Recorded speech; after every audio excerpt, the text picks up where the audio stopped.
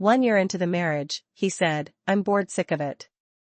Next to her, you can't give me that fresh rush anymore. I gave in, scrawled my name across the divorce papers, and stepped aside so they could have their fairy tale. When he finally saw her for what she was, he dropped to his knees, begging me to let him make amends. All I answered was, good dogs don't block the road. On the 7th day of my Cold War with Hugo, he came back. Tailored suit, knife-sharp creases, handsome enough to steal the air out of the room. Me?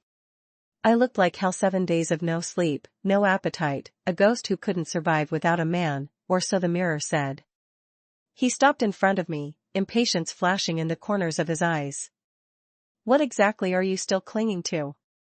I glanced at the divorce agreement he'd tossed on the table a week ago. The paper still stung like a fresh cut. I stared up at him, voice trembling. Why are we doing this? What did I do wrong? Quentin, you swore you'd love me for the rest of our lives, said I was your final destination. Hugo let out a cold laugh. He yanked at his tie, irritated. I'm bored done. And next to her, you're like a block of wood, zero spark. Her? My heart plummeted. We'd barely celebrated our first anniversary and he was already cheating? You've fallen for someone else? He didn't bother hiding it, his brows were soft with affection. I'm going to propose to Serena. I froze. Quinn, his childhood sweetheart, the one love story he'd never finished writing. So what am I, the woman you called wife for an entire year? I stood up.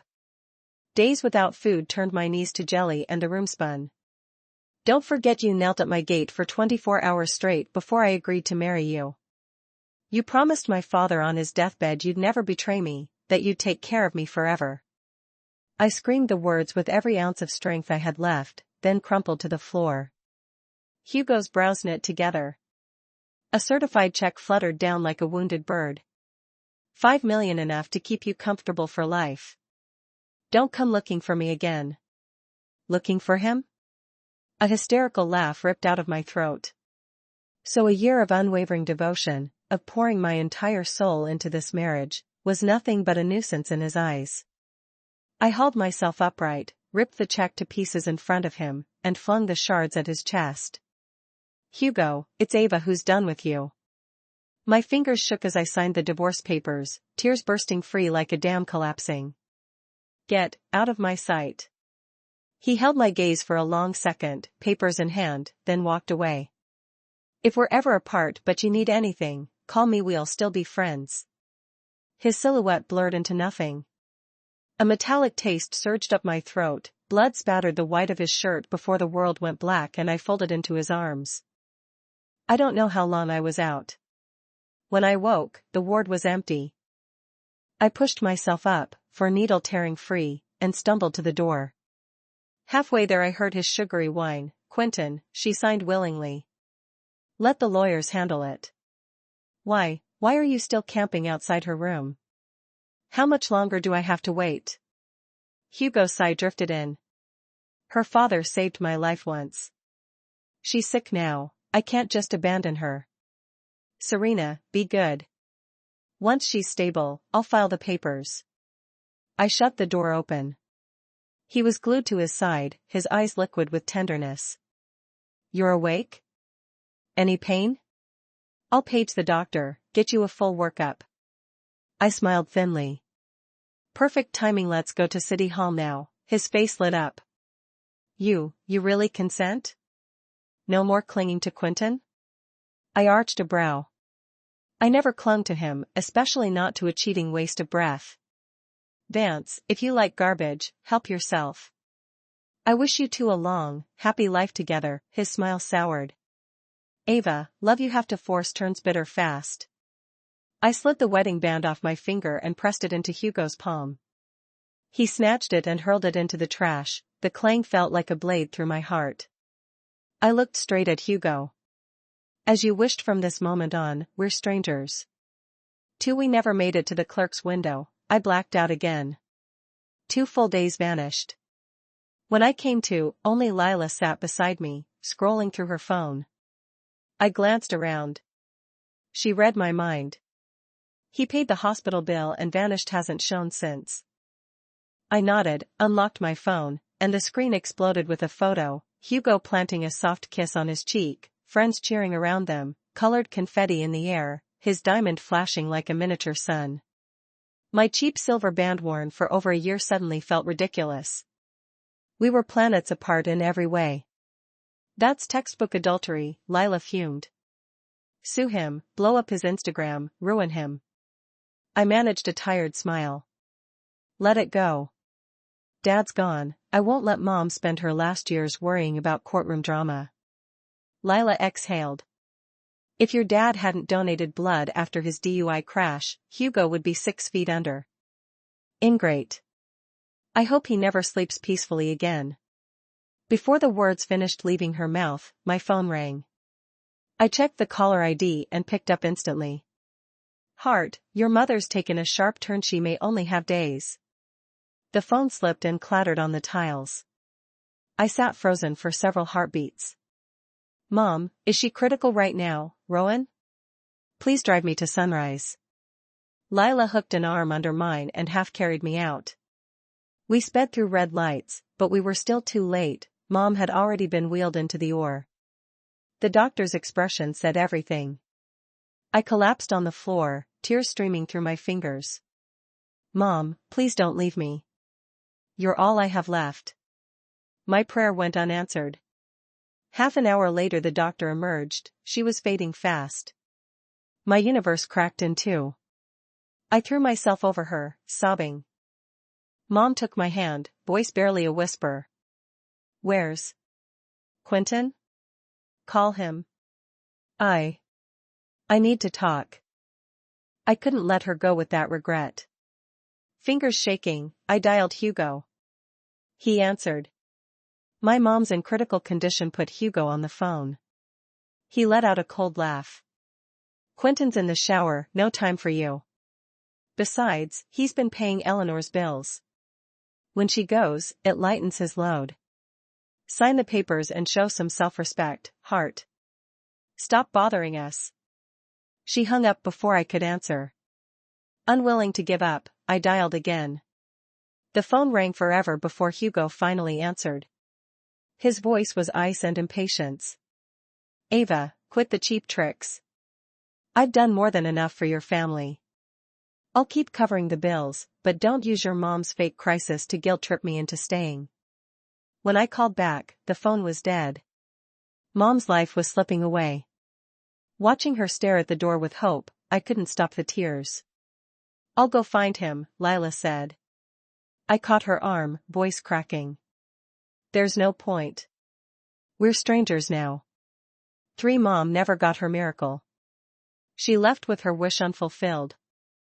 I sat slowly, feeling her body turn cold under my hands. We had few relatives, so the service was small. As Lila and I stepped out of the chapel, Hugo rushed up. He arrived right behind him, hooking her arm through his and tugging her collar low to flash the fresh hickeys. Sorry I'm late, she murmured. I looked up, blank. You didn't need to come. Hugo's eyes were dark and unreadable. He stepped closer. She's gone, nothing can change that. Do try to accept it, and remember your promise, finalize the divorce soon so we can start our new life. I held Lila back and turned to Hugo. Any time, I said coldly. He sighed. Let me drive you home.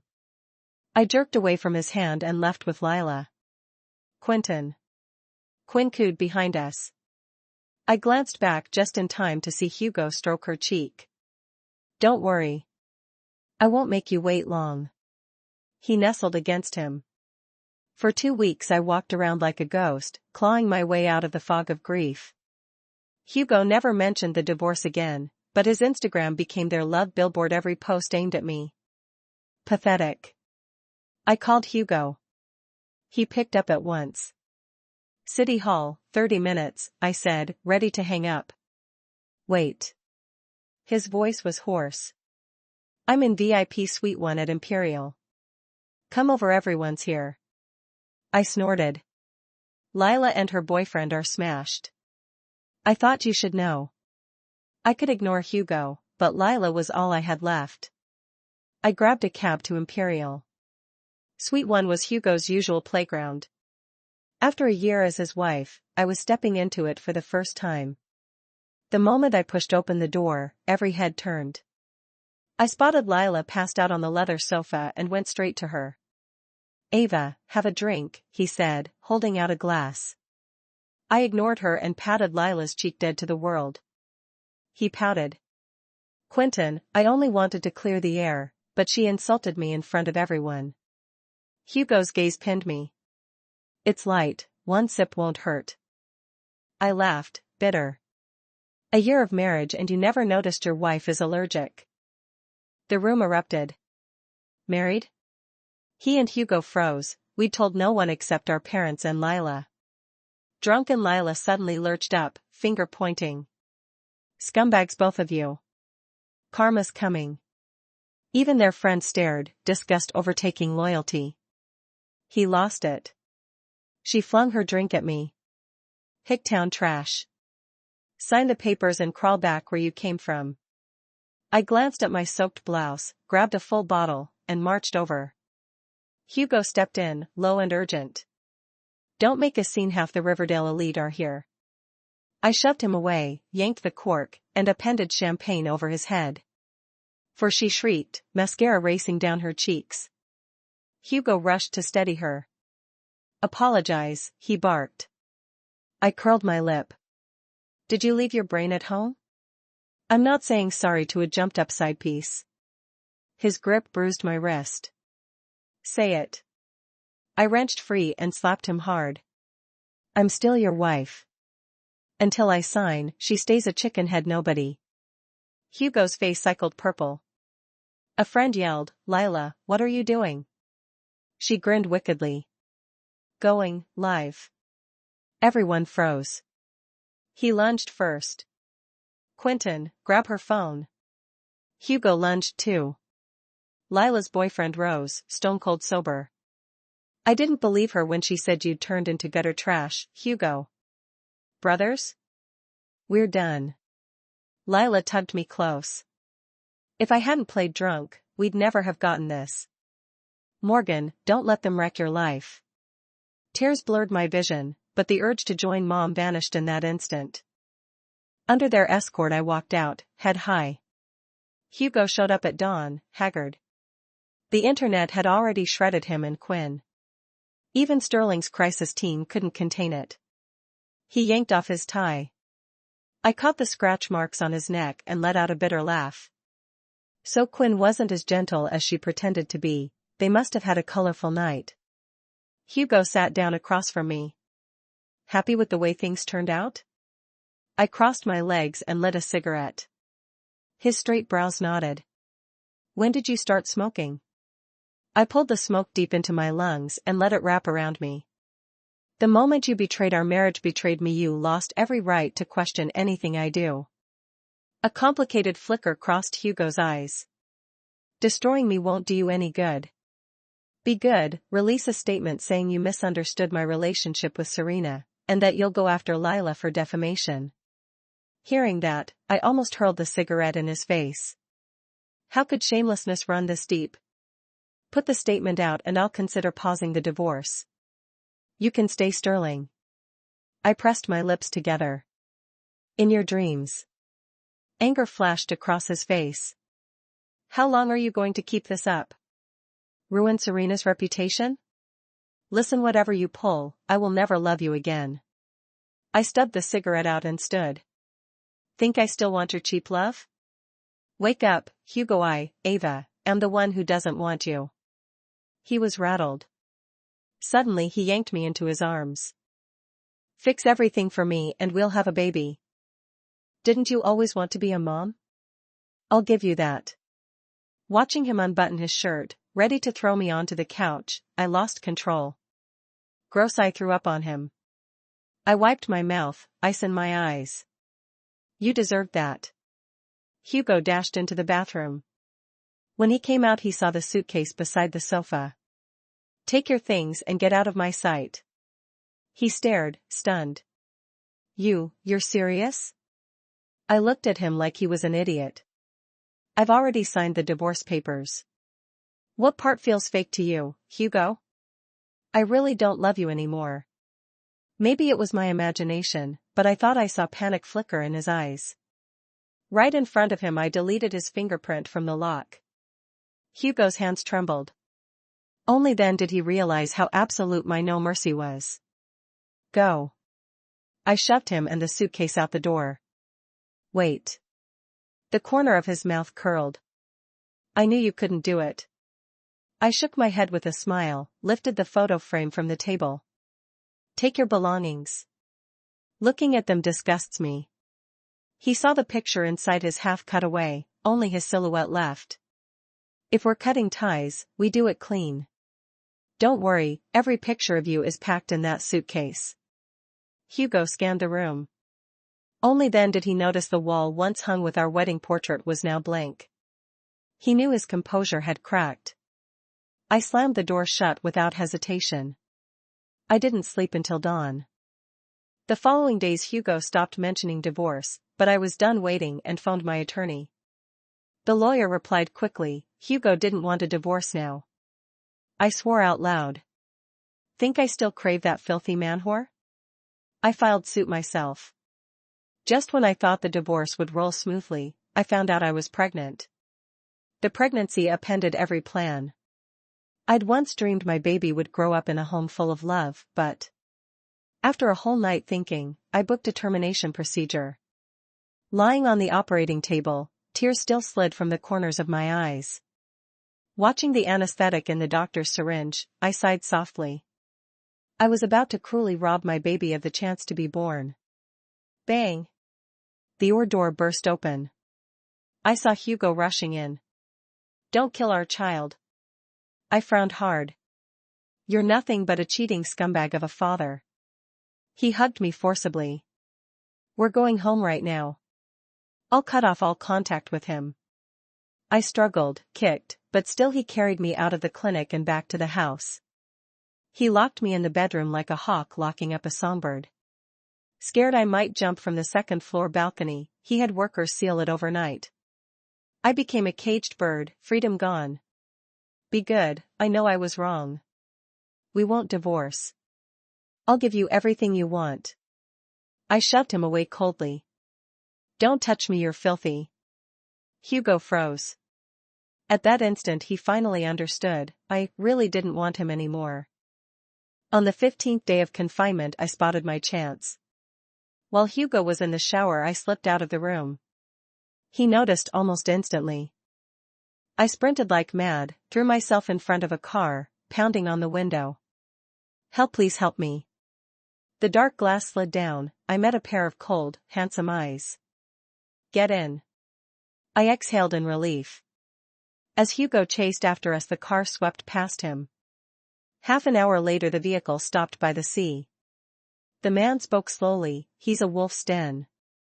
Aren't you afraid of jumping into a tiger's lair? I looked dazed. You are Taylor? Logan smiled, eyes lowering to me.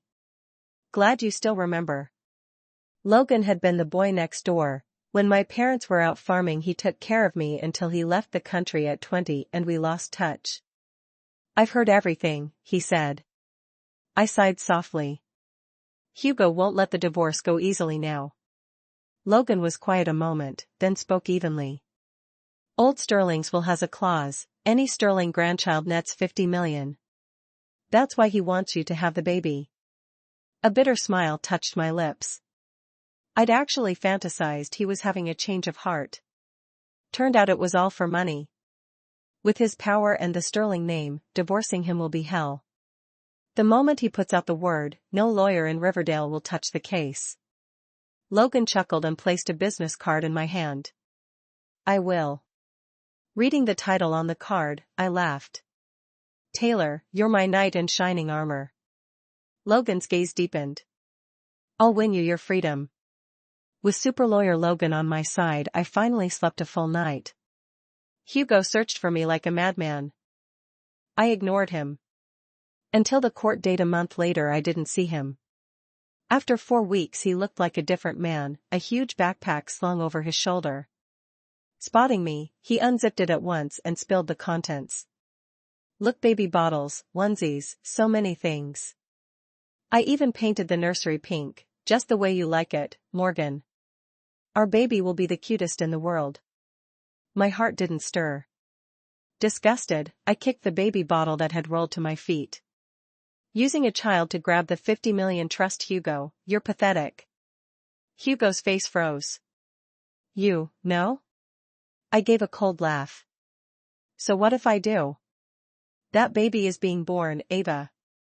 I'm not divorcing you. Logan stepped between us, blocking Hugo's attempt to pull me into his arms. Sterling, your little scheme ends here. This divorce is happening. Hugo's eyes flashed murder. Riverdale is my turf, cross me and you've got nowhere to run. Logan smiled. I never fight a war I can't win, especially when Morgan is involved. Maybe it was my imagination, but I caught a flicker of something almost flirtatious in Logan's eyes. In court, facing the Sterling legal army, Logan stayed calm and unshaken.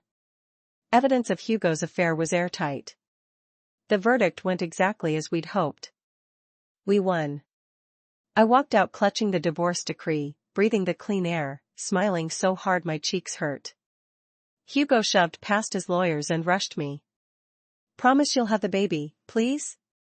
Logan blocked him. 2 weeks ago your girlfriend showed up. Morgan got upset and miscarried. There goes your inheritance, Hugo. Hugo staggered back 2 steps, face white, as if a sledgehammer had slammed his chest. No, impossible. Morgan, the baby's still there, right? I waved the decree in the breeze and gave him a sweet, bright grin. Free of you finally. He refused to move. Morgan, I loved you. I really did. The day we met I gave you that candy, it stayed sweet until the moment you betrayed me. With every word I spoke, Hugo's face strained further. Terror he'd never known flooded his eyes. I wish you and Vance every happiness. Hugo shook his head and forced me into his arms, a hot tear landed on my neck. I don't love Quinn. When she left me I wanted to conquer her, but once I had her I realized I'd stopped loving her long ago. Morgan, we only slept together once. I shoved him away. Once is enough to make you filthy. Tired of his pleading, I swung my arm through the icy wind and slapped him hard. Good dogs don't block the road, scram. Hugo stared, hollow-eyed. Morgan, I'm sorry. I thought your call about your mom was a trick to drag me home. I can make it up to you.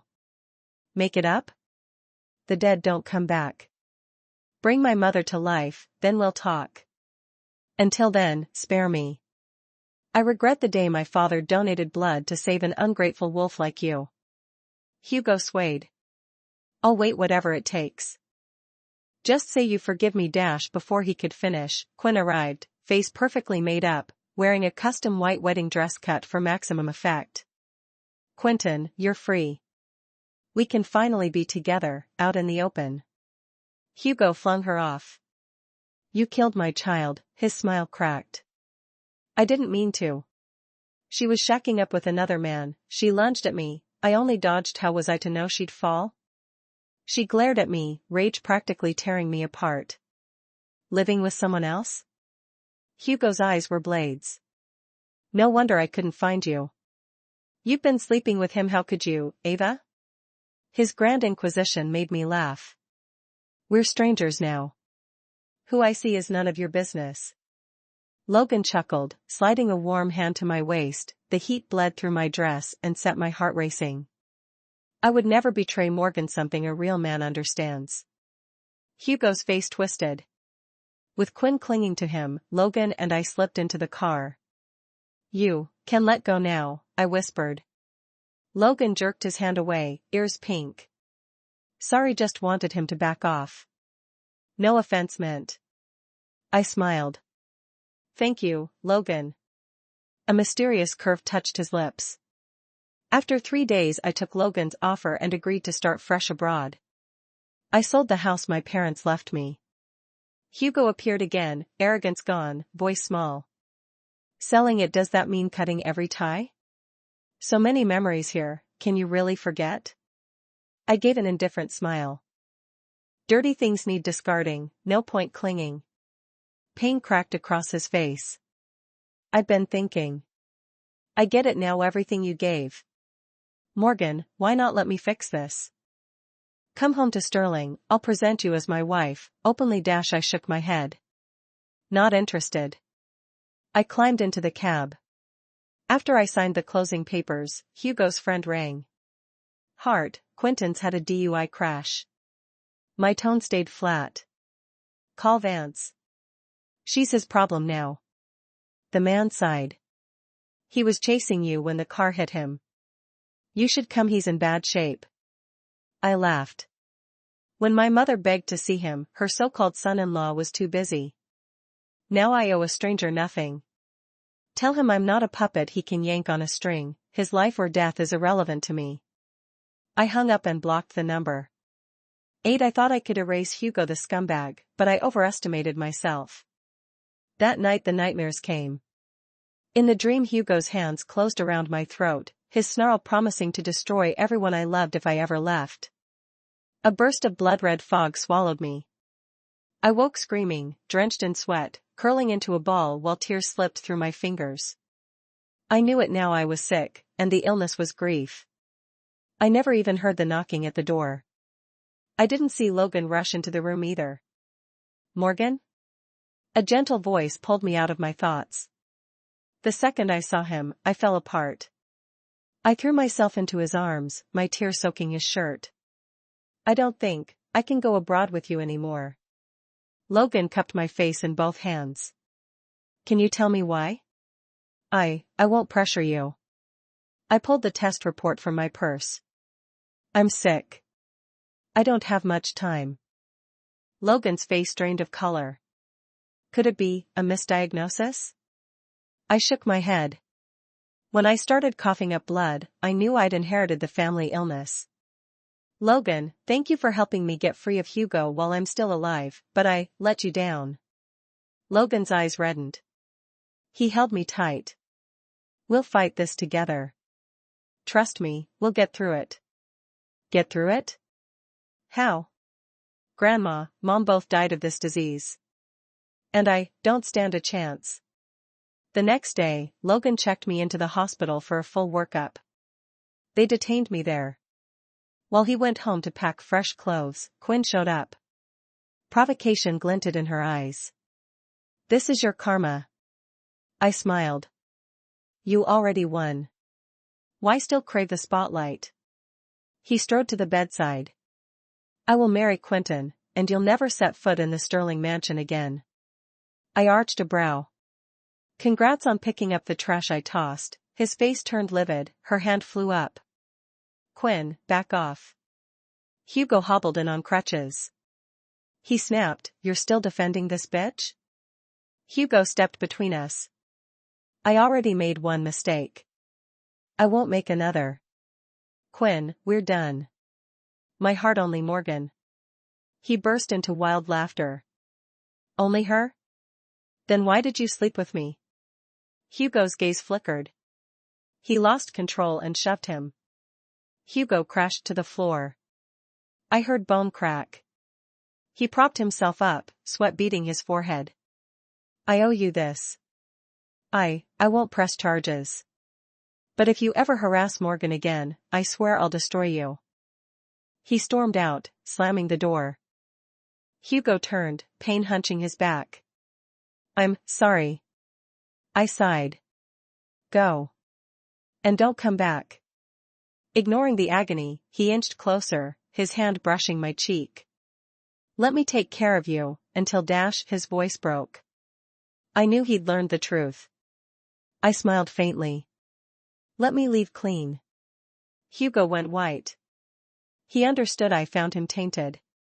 He slowly lowered his hand. I won't leave. Tired of his persistence, I pressed the call button. Nurses dragged him out. From them I heard Hugo's right leg had refractured, even after surgery, he'd walk with a permanent limp. Do I feel heartache? No, only a twinge of regret that I failed Mom and Dad's wish for my happiness. Hugo was discharged, but true to his word, he kept vigil outside my room. My disease sprinted ahead. Endless hemoptysis left my face paper white. I couldn't keep anything down. Logan never left my side. Several times I felt his tears drop onto my neck. He tried to barge in and make trouble. Hugo blocked her every attempt. Logan told me Hugo had publicly cut all business ties between Sterling and the Vance family. No surprise, his cold cruelty once carved scars across my life. As coma swallowed more of my days, I stopped refusing Hugo's presence. But something happened at Sterling. A phone call dragged him away, and he vanished for days. Logan set a plate of sliced fruit beside me. I took a bite. Truthfully, smell was gone, even sweet apple tasted like dust. Calmly I said, "Your plan's almost complete, congratulations." Logan froze, gaze flickering. "What are you talking about? Don't spiral." I smiled. "Use me to pin Hugo down while you dig up Sterling's dirty laundry in secret. Did I get it wrong?" The apple slipped from Logan's fingers and hit the floor. He stared, stunned. "You knew?" I set the fruit down and looked him straight in the eye. "Hugo betrayed me, yes, but I also know he's innocent of Sterling's crimes. Investigate all you want, just don't bury the innocent." A flash of crimson lit Logan's eyes. "Sterling is mine." I said nothing. "I'll give Sterling back to you." Hugo's voice came from the doorway. He limped to my bedside. "I didn't know grandfather threw you and your mother out back then. If you want the company, take it any time. I only want to stay with Morgan and repay every wrong." Logan seized Hugo's collar. "Yes, I'm the old man's bastard." He packed me off to the sticks, never dreaming I'd claw my way up, become a top litigator, and now I'll raise the empire he built. Hugo nodded. "Do your worst. I don't care." Logan's rage found no shelf to land on. He slammed a fist onto the table. He turned to me, the one who'd seen it all. "When did you figure it out?" I pressed my lips. "The day Hugo was discharged. He had every file on you." Logan was speechless. "So, you knew I was investigating Sterling, yet you still parked yourself outside Morgan's door?" Hugo met his stare.